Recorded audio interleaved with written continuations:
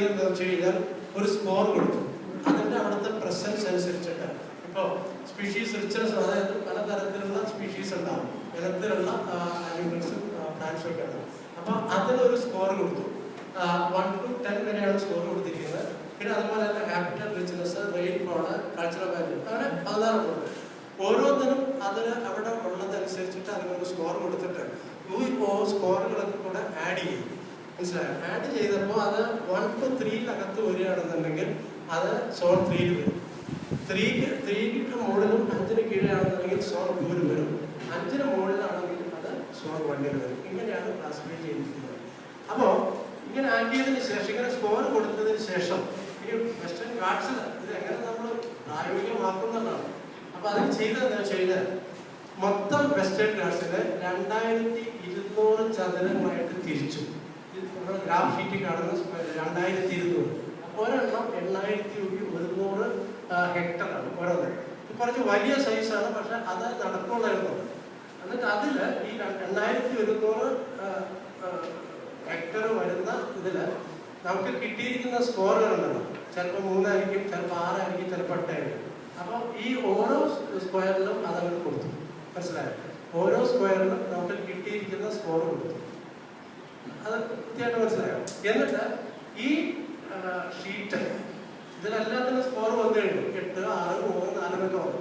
എന്നിട്ട് അത് വെസ്റ്റേൺ ഗാർഡ്സിന്റെ മൊത്തം മാപ്പിന്റെ മുകളിൽ നേരെ ബോൾഡ് ചെയ്തു. മനസ്സിലായോ? അപ്പോൾ എവിടെയൊക്കെ 8 പോയിന്റ് കിട്ടിയിട്ടുണ്ടോ, അല്ലെങ്കിൽ 7 പോയിന്റ് കിട്ടിയിട്ടുണ്ടോ, അല്ലെങ്കിൽ 6 പോയിന്റ് കിട്ടിയിട്ടുണ്ടോ, അത് സോൺ 1 വന്നു. എവിടെയൊക്കെ 4, 3, 4, 5 ഉണ്ട്, അത് സോൺ 2 വന്നു. 3 കുറവുണ്ടെങ്കിൽ സോൺ 3 വന്നു. ഇതിൽ ബയസ് ഇല്ല. ഇതിലെ ഏറ്റവും വലിയ സംഗതി ഇത് ബയസ് ഇല്ല. അപ്പോൾ അങ്ങനെ ചെയ്തപ്പോൾ അതിരപ്പള്ളിക്ക് 8 കിട്ടിയത് സ്കോർ. അതിരപ്പള്ളിക്ക് 8 കിട്ടി. സിന്ധൂരിന് 8 കിട്ടിയില്ല, 6 മറ്റാണ്. അപ്പോൾ അതും സംരക്ഷിക്കേണ്ടതായിട്ട് വന്നു. അല്ലാതെ ഏകമാനം പറയുന്ന പോലെ മനഃപൂർവ്വം ഡോക്ടർ വിജയൻ അതിനെ സംരക്ഷിക്കാൻ വേണ്ടി ഞാൻ ജനിച്ചപ്പോൾ തുടങ്ങി അതിരപ്പള്ളിക്ക് എതിരാന്ന് പറഞ്ഞു. അപ്പോൾ അങ്ങനെ തന്നെ പറഞ്ഞു. അപ്പോൾ അങ്ങനെ ഒരു ചിന്താഗതിയിൽ വന്നിട്ടില്ലല്ലോ. സത്യത്തിൽ എൻ്റെ മനസ്സിലുണ്ടായിരുന്നു ഇതിന് സ്കോർ കിട്ടിയില്ല, ഞാൻ എന്ത് ചെയ്യുമെന്നുള്ള പേടിയിട്ടുണ്ടായിരുന്നു. ഇല്ലതേ പോലെ ഭയങ്കര പേടിയുണ്ടായിരുന്നു.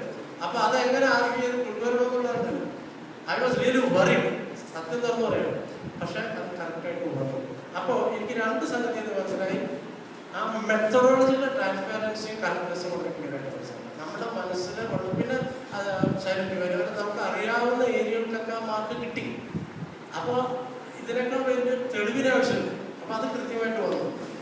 എന്നിട്ട് ഇനി ഇപ്പൊ കേരളത്തിൽ വെച്ച് നോക്കുമ്പോൾ നമ്മൾ മൊത്തം 18 ഏരിയയാണ് ഇക്കോളജിക്കലി സെൻസിറ്റീവ്. എന്ത് ചെയ്തതറിയാം?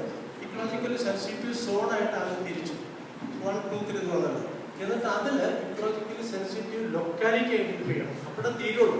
ബാക്കിയുള്ള സ്റ്റേറ്റിൽ അത് ചെയ്തിട്ടില്ല. കേരളത്തിൽ അത് ചെയ്തു. ഇപ്പോൾ ഞാൻ അതിന്റെ പറയുന്നുണ്ട്, അത് ചെയ്യാൻ പറ്റും. അപ്പോൾ ഇതൊക്കെ ഈ ഏരിയകളൊക്കെയാണ് പറഞ്ഞിരിക്കുന്നത്. 18 ഏരിയസാണ് ഇക്കോളജിക്കലി സെൻസിറ്റീവ് ലൊക്കാലിറ്റി വരുന്നത്. ഇനി ലൊക്കാലിറ്റി തന്നെ നമ്മൾ ആ അടുത്ത മാപ്പ് ഇടുന്നത് ഇതാണ്. ഇതിൽ ആ യെല്ലോ ആണ് സോൺ 3 വരുന്നത്, ചുവപ്പ് സോൺ 2-ലാണ്, ലൈറ്റ് ഗ്രീൻ സോൺ 1 ആണ്, ഡാർക്ക് ഗ്രീൻ സോൺ മറ്റേ ഇപ്പോൾ ഉള്ള പ്രൊട്ടക്റ്റഡ് ഏരിയകളാണ്, നാഷണൽ പാർക്കും സാങ്ച്വറീസ് ഒക്കെയാണ് ആ ഡാർക്ക് ഗ്രീൻ. അപ്പോൾ ആ ലൈറ്റ് ഗ്രീൻ കാണുന്നതാണ് സോൺ 1-ൽ വരുന്നത്. അത് സാങ്ച്വറീസിന്റെ ഇപ്പോൾ ഉള്ള പ്രൊട്ടക്റ്റഡ് ഏരിയയുടെ തുടർച്ചയായിട്ട് കിടക്കുന്ന സ്ഥലമാണ്. അതിന് കാരണം എന്താണെന്ന് വെച്ച് കഴിഞ്ഞാൽ നമ്മൾ സാങ്ച്വറീസും നാഷണൽ പാർക്സും ഒക്കെ ഡിക്ലെയർ ചെയ്യുമ്പോൾ അന്ന് എടുത്തിരുന്ന അന്നത്തെ ബോർഡർ ഫിക്സ് ചെയ്യുന്നത് അന്നത്തെ റവന്യൂ